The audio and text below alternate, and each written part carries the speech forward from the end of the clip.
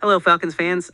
I hope you are doing well. Thank you for joining Falcons Fly, where we provide comprehensive coverage of the Falcons. I would like to invite you to view a video presentation and engage in a discussion. Let's watch Falcons Fly. Atlanta Falcons, Xavier Watts, and Billy Bowman Jr. have since transitioned to defensive roles, where they have proven to be formidable players. Watts initially played wide receiver at the University of Notre Dame from 2020 to 2021 before joining the defense. Bowman, on the other hand, initially played both wide receiver and defensive back at the University of Oklahoma from 2021 to 2022, but ultimately opted to focus solely on defense upon arriving at his new institution. Despite being drafted by the Falcons in third and fourth rounds, respectively, Watts and Bowman have been designated as safeties and nickelbacks, respectively. However, coaches from various positions have recognized the value of their dual experience as a positive asset. It is advantageous to gain insights into the opposing team's strategies and tactics. Falcons wide receivers coach Ike Hilliard stated, "This perspective enhances the understanding of specific situations and provides additional opportunities. Moreover, it facilitates cross-learning and skill development. This experience has undoubtedly benefited both players." Watts recorded 13 interceptions between 2023 and 2024, with 7 as a junior leading the FBS and 6 as a senior ranking second.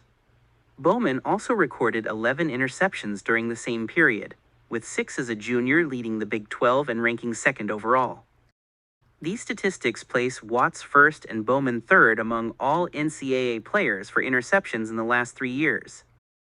To achieve double digits in interceptions, exceptional skills are required, according to Falcons secondary coach Justin Hood.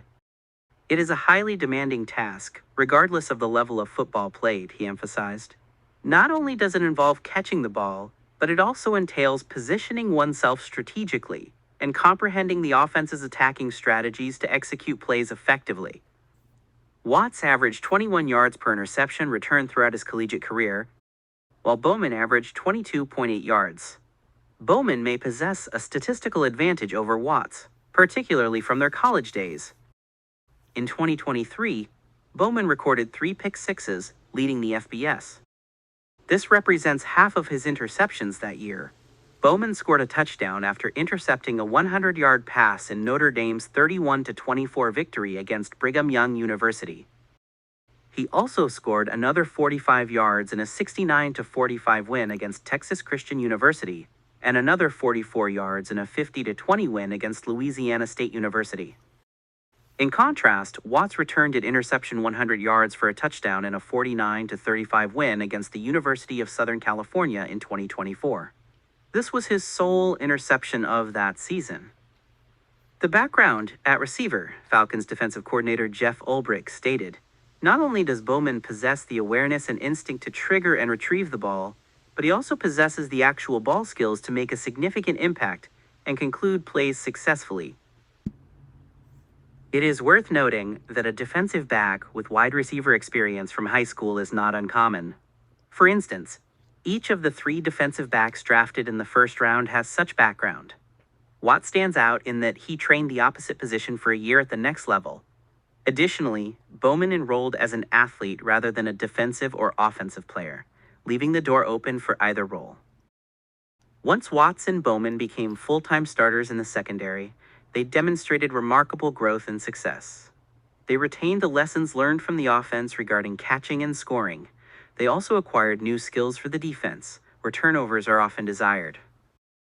"To be honest," Hood remarked, "I have never coached a defense that did not emphasize the acquisition of turnovers."